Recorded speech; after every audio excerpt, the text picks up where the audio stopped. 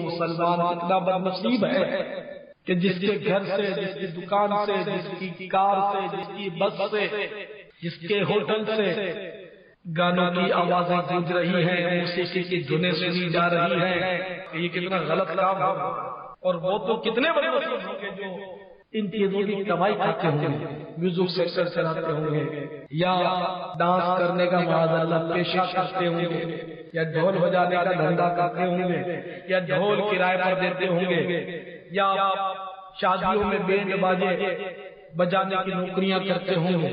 اور وہ کیسے بد نصیب ہوں گے جو شادیوں میں بینڈ باجے بجوا کر رسول اللہ صلی اللہ علیہ وسلم کو اتنی تکلیف پہنچاتے ہوں گے. اے کاش ہمیں ہوش آ جائے کہ ہم کیا کریں. تو اے غیرت مند مسلمانوں، اپنے گھروں سے، اپنی دکانوں سے، اپنی ہوٹلوں سے، اپنی پان کی دکانوں سے، اپنی گاڑیوں سے، اپنی بسوں سے، اپنی بیگنوں سے گانے باجے کو ہمیشہ کے لیے فارغ کر دو اور توبہ کر لو. توبہ کا دروازہ کھلا ہے. امیر اہل سنت کے دیگر بیانات سننے کے لیے www.ilyasqadri.com وزٹ کیجیے.